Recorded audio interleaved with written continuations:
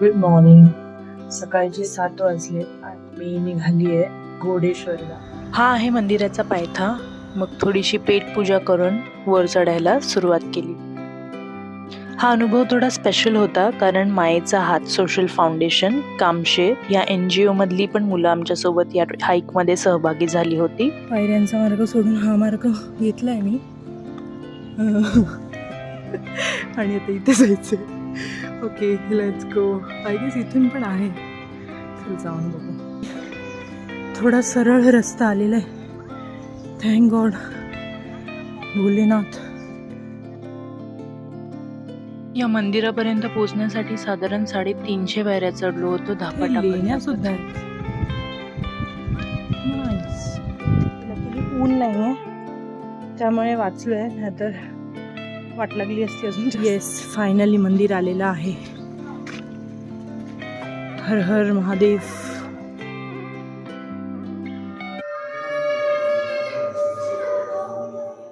आणि आमचे हे धडाडीचे कार्यकर्ते अगदी सहज डोंगर चढत होते.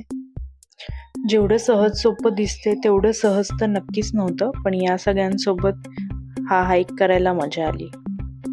मार्ग कितीही कठीण असला पण जर तुमचे सोबती चांगले असतील तर असे अवघड टप्पे सुद्धा आपण सहज पार करतो.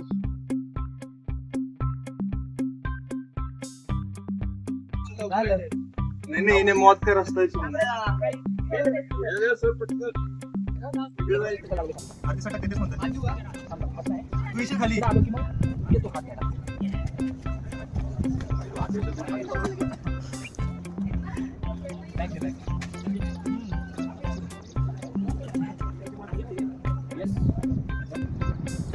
इथून चढून जायचंय आता या मार्गाने.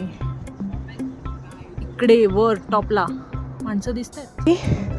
शूज काढला हवे लागले मला, म्हणजे मी काढले कारण की मला ग्रिप भेटत नव्हती. हा बेअर फूट जास्त ग्रिप पण भेटते. फीलिंग सेफ, कारण की खूपच स्लिपरी दगड होते ते. इथून नॉट फॉर बिगिनर्स.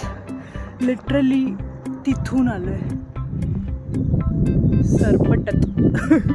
अशा दगडांवरून चढत गेली आहे. हे तरी ठीक आहे, ते मगाशी फारच स्टीफ होतं. मला वाटतं पावसाळ्यात तर इथे येणं शक्य नाही, कारण की सगळीकडे धबधबे निघत असणार आहेत. ह्या दगडांवरून खाली सरकत सरकत जावं लागणार आहे.